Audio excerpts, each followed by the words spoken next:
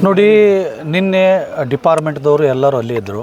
ನಮ್ಮ ತಾವು ಮೀಡಿಯಾ ಸ್ನೇಹಿತರು ಕೂಡ ಅಲ್ಲೇ ಇದ್ರಿ.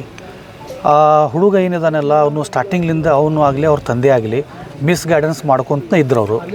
ಅವರು ಸ್ಟಾರ್ಟಿಂಗ್ದಲ್ಲಿ ಅವರು ಇದನ್ನೂ ಹೇಳಿದರು ನಮ್ಮ ಕಸನ್ ಬ್ರದರ್ಗೆ, ಇಲ್ಲ ಇದು ಮರ್ಡರ್ ಅಲ್ಲ, ಇದು ಏನೋ ಸುಸೈಡ್ ಮಾಡಿರಬೇಕು, ಮತ್ತೆ ಯಾಕೆ ಡಿಪಾರ್ಟ್ಮೆಂಟ್ಗೆಲ್ಲ ನಾವು ಹೇಳೋದು, ನಾವೇ ತೊಗೊಂಡು ಹೋಗಿ ಮಣ್ಣು ಮಾಡಿಬಿಡೋಣ ಅಂಥೇಳಿ ಅಂದ್ಕೊಳ್ಳಿ. ನಮ್ಮ ಫ್ಯಾಮಿಲಿ ಮೆಂಬರ್ಸ್ ಎಲ್ಲ ಅದ್ರ ಬಗ್ಗೆ ಅಬ್ಜೆಕ್ಷನ್ ಹಾಕಿದರು. ಇಲ್ಲ, ಇದು ಮರ್ಡರೇ ಇದೆ, ಇದ್ರ ಬಗ್ಗೆ ತನಿಖೆ ಆಗಬೇಕು, ಡಿಪಾರ್ಟ್ಮೆಂಟ್ ಬರಬೇಕಂತ ಹೇಳಿ ಎಲ್ಲರೂ ಒತ್ತಾಯ ಮಾಡಿ ನಾವು ಇದನ್ನು ಮಾಡಿದ್ವಿ. ನಿನ್ನೆ ರಾತ್ರಿವರೆಗೂ ಸಹ ಆ ಹುಡುಗನ ತಂದೆ ಇಲ್ಲೇ ಇದ್ದರು. ಅವರು ಬೇರೆ ಬೇರೆ ಬೇರೆ ಬೇರೆ ವಿಷಯವನ್ನು ಹೇಳ್ತಾ ಇದ್ದರು. ಅವರು ಸತ್ಯ ಸಂಗತಿಯನ್ನು ಮುಚ್ಚಿ ಹಾಕಲಿಕ್ಕೆ ಭಾಳ ಪ್ರಯತ್ನ ಮಾಡಿದರು.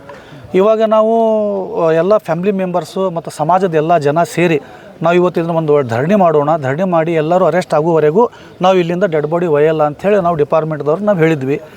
SP ಸಾಹೇಬರು, ACP ಸಾಹೇಬರು, ಸಂಬಂಧಪಟ್ಟ ಠಾಣೆ ಎಲ್ಲ ಇನ್ಸ್ಪೆಕ್ಟರ್ಗಳು ಬಂದು ಅವರು ನಮ್ಮ ನಡುವೆ ಒಂದು ಮಾತುಕತೆ ಆಯಿತು. ಅವರು SP ಸಾಹೇಬರು ನಮ್ಗೆ ಆಶ್ವಾಸನೆ ಕೊಟ್ಟಿದ್ದಾರೆ, ನಿಷ್ಪಕ್ಷವಾಗಿ ಇದು ತನಿಖೆ ಆಗಿ ಇದಕ್ಕೆ ಸಂಬಂಧಪಟ್ಟವ್ರು ಯಾರ್ಯಾರು ಇದ್ದಾರೆ, ಅದು ಗಾಡಿ ಕೊಟ್ಟವರು, ಅವ್ರ ತಂದೆ ಆಗಲಿ, ಅಪರಾಧಿಗಳಾಗಲಿ, ಅಪರಾಧಕ್ಕೆ ಯಾರು ಪ್ರೋತ್ಸಾಹ ಮಾಡಿದ್ದಾರೆ ಪ್ರತಿಯೊಬ್ಬರಿಗೂ ಅವರ ಕಾನೂನಿನ ಚೌಕಟ್ಟಿನಲ್ಲಿ ಅವ್ರಿಗೆ ಅರೆಸ್ಟ್ ಮಾಡ್ತಾನೆ ಅಂತ ಹೇಳಿ ನಮಗೊಂದು ಆಶ್ವಾಸನೆ ಕೊಟ್ಟಿದ್ದಾರೆ. ಕಾರ್ ಅಂತೇಳಿ ನಮಗೆ ಮಾಹಿತಿ ಬಂದಿದೆ, ಆದರೂ ನಮಗೆ ಪಕ್ಕಾ ಗೊತ್ತಿಲ್ಲ. ಅದು ಡಿಪಾರ್ಟ್ಮೆಂಟ್ಗೆ ಗೊತ್ತಿದೆ. ಡಿಪಾರ್ಟ್ಮೆಂಟ್ದವರು ಯಾವಾಗ ಅದನ್ನು ಬಹಿರಂಗವಾಗಿ ಹೇಳ್ತಾರೆ. ಅವರು ಬೈಟ್ ಕೊಟ್ಟಿದ್ರು ಮಾಧ್ಯಮಕ್ಕೆ. ಅಂದರೆ ಈಗ ಕೊಲೆ ಮಾಡಿದ ಆರೋಪಿ ಏನಲ್ಲ ಅವ್ರ ತಂದೆ ಮಾಧ್ಯಮಗಳಿಗೆ ಹೇಳಿದರು, ಹುಡುಗಿ ಒಳ್ಳೆಯ ಸ್ವಭಾವದವಳು. ಅದೇ ಸರ್, ಅದು ನಾವು ಅದನ್ನೇ ಹೇಳ್ತಾ ಇದ್ದೇವೆ.